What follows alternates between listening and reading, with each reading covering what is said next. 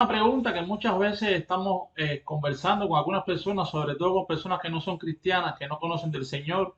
Y a veces nosotros como cristianos estamos pasando por una situación difícil en nuestra vida.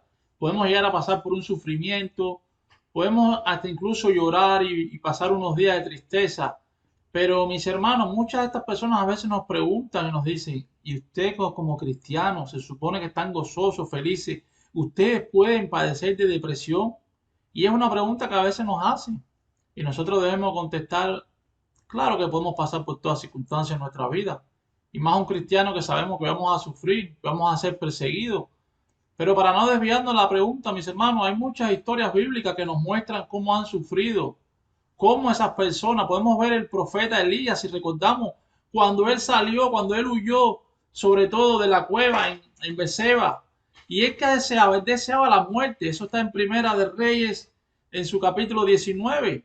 También podemos ver a David, todo lo que sufrió, toda la tristeza, todo el miedo que pasó cuando él huyó, sobre todo a la cueva de Adulán. Y sí que hacía, él lloraba amargamente por encontrarse solo y traicionado. Eso está en el libro en Primera de Samuel, capítulo 22.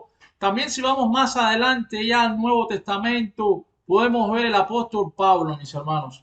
El apóstol Pablo, cuando ya era una persona anciana, una persona mayor, cuando él estaba en la cueva, en su prisión en Roma, olvidado por todas las iglesias que habían ayudado a fundar y había tachado, sobre todo de un ministerio inferior, quizás hasta el hereje por predicar la cruz en lugar de la circuncisión a los gentiles. Recordemos en 2 de Corintios, capítulo 11, también recordemos Filipenses, capítulo 1.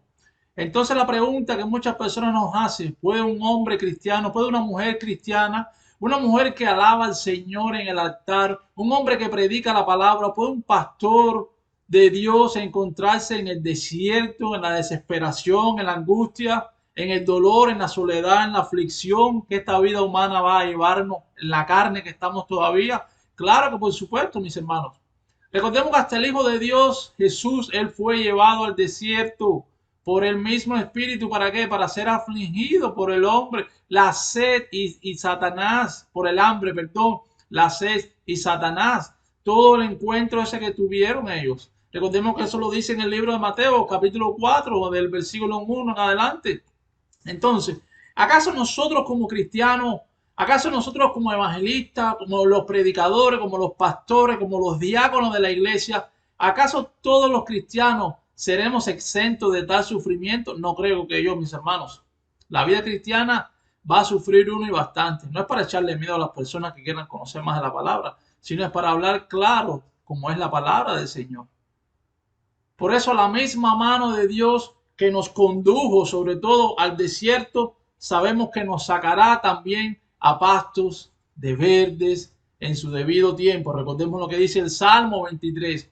Dios no abandona a los suyos. Dios está con nosotros en todo momento, en toda circunstancia y sobre todo en todas las cosas en Cristo Jesús, que es lo fundamental.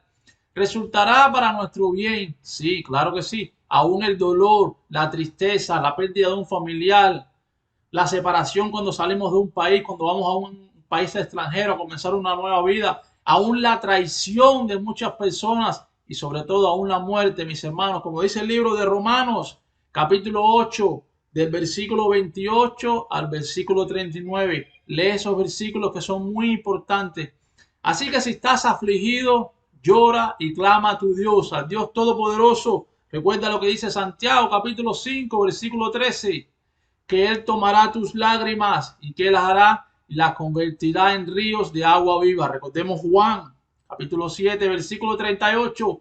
¿Cuántos capítulos, cuántos versículos nos dan la fortaleza de saber que no somos los únicos que estamos desesperados en este mundo, bajo la tristeza, bajo el lloro, bajo el sufrimiento, bajo el dolor de una enfermedad?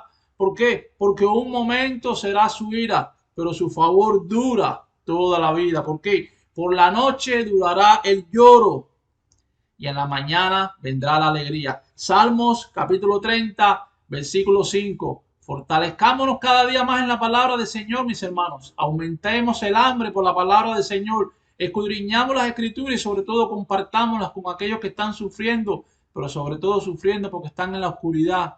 sobre todo sufriendo porque todavía están viviendo en las tinieblas como estábamos nosotros el día de ayer. Que la paz y el amor esté con ustedes y la gracia siempre abunde.